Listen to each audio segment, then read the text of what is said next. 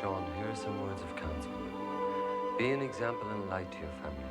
And we promise that if you are faithful in keeping the commandments of the Lord, Sean, the time will come when your family will come to embrace the gospel and join you in your newfound joy.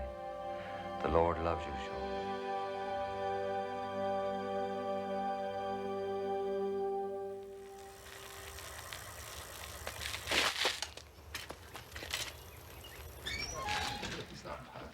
You scored a great goal last week. You did, yeah.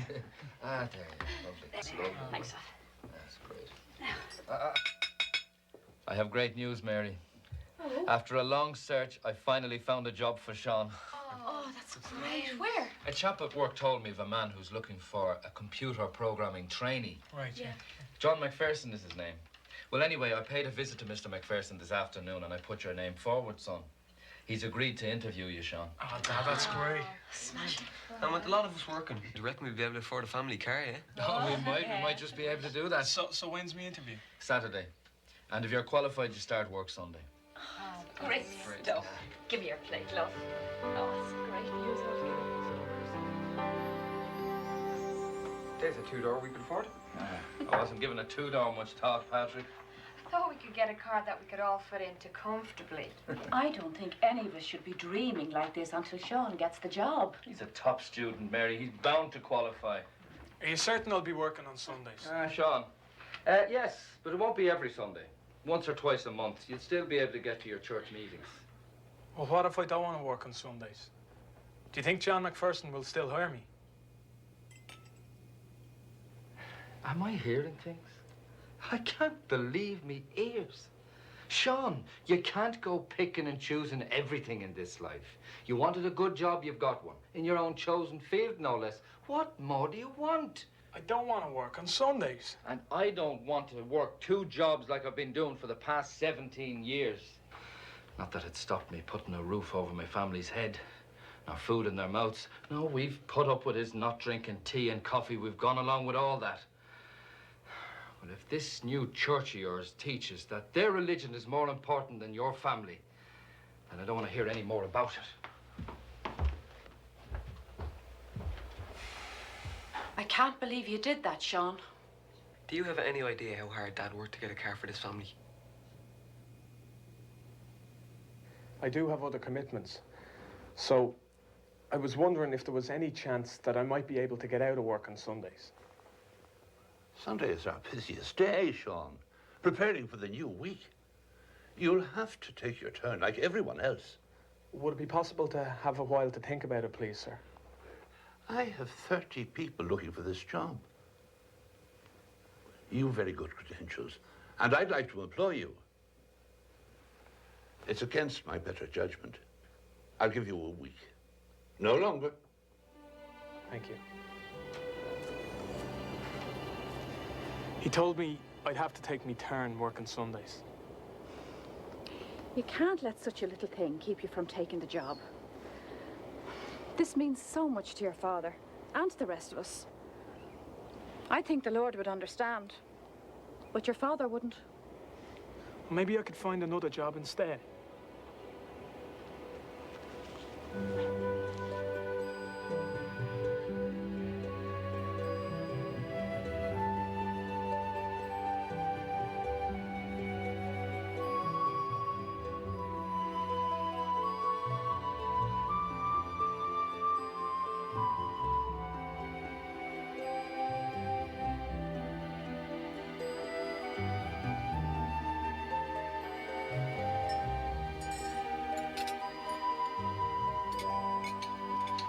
So you've decided whether your family is as important to you as your church? My family is very important to me, Dad. I'm hoping I don't have to choose between the two. Looks to me like you already have.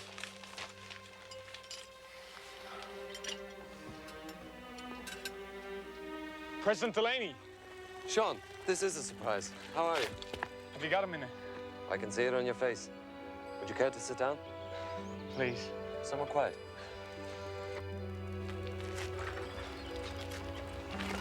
I need to ask you a question. Go on. You know those promises that were made at my confirmation about my family? Are you certain that they came from the Lord? I know they did, Sean. Well, then it doesn't make sense. The Lord promised that if I kept the commandments and was an example to my family, that they'd come to know the gospel and embrace it. Well, just the opposite is happening. The more I try to obey the commandments, the further my family gets from the church. My father says he doesn't want to have anything to do with the church now.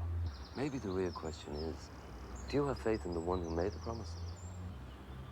I wish I had more. Faith isn't just something you wake up with one morning, Sean. One way to nurture your faith is by coming to know the one you are exercising faith in. I don't understand. Sean, you can't have faith in someone you don't know. Let me share an experience I had as a boy. I was no more than 10 or 11 at the time.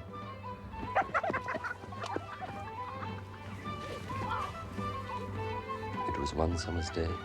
My family and a few others got together for an outing. Several of us boys decided to explore the ruins of a castle nearby.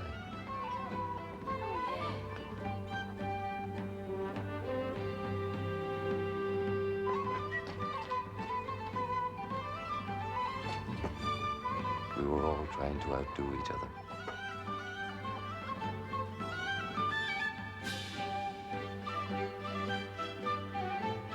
I climbed up to a spot, easy to reach, or so I thought. Once I got there, I realized it was getting dark and nearly impossible to see my way back down. Lads! Can't get down!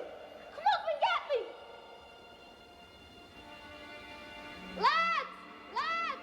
Lads! Several boys ran to get their fathers. Help! I'm up here! No one could reach him.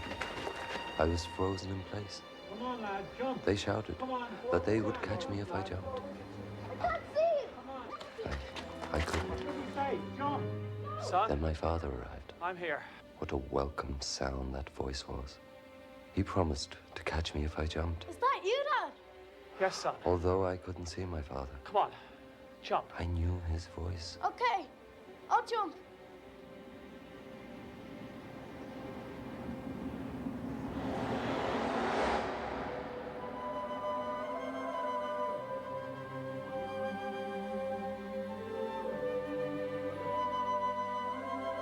Why do you think it is that I jumped for my father when I wouldn't jump for the others? You trusted your father. Exactly. I trusted him because I knew him, Sean. Just like Abraham, Moses, Noah. They all exercised great faith in Jesus Christ because they knew him.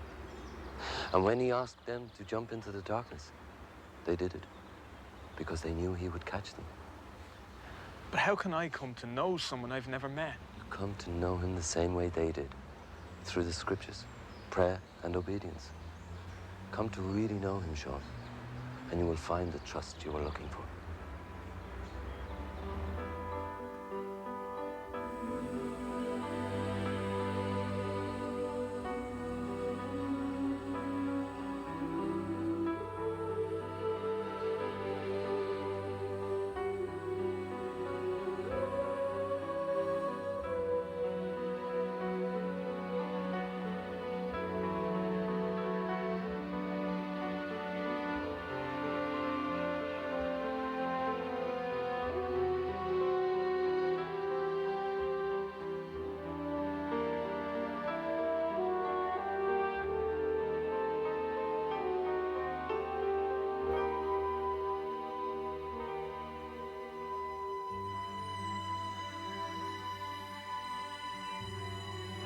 Faith isn't something you just wake up with one morning, Sean.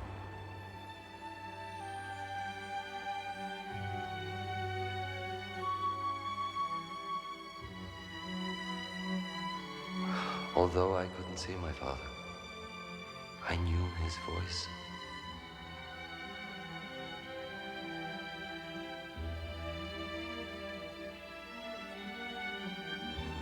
Why do you think it is I jumped for my father when I wouldn't jump for the others?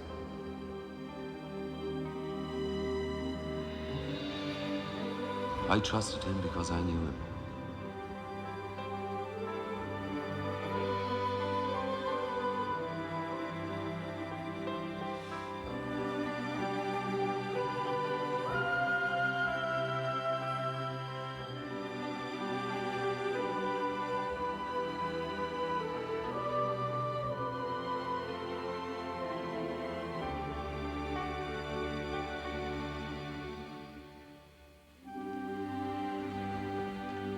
This is a new experience for me, brothers and sisters.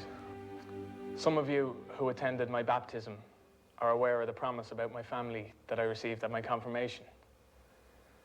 Well, I wish I could report that my family are interested in the church, but just now things are a little discouraging. But I can bear testimony of this. The more a person comes to know the Saviour, the easier it is to have faith in him. I know I've got a lot more to learn about him, but I do feel his love for me. And through the scriptures and prayer, I'm coming to know him better. I don't know how long it'll take until the promise about my family is fulfilled, but I'm learning that the Saviour never makes a promise he doesn't keep. And I have an assurance that if I remain faithful, the Saviour will keep his promise to me.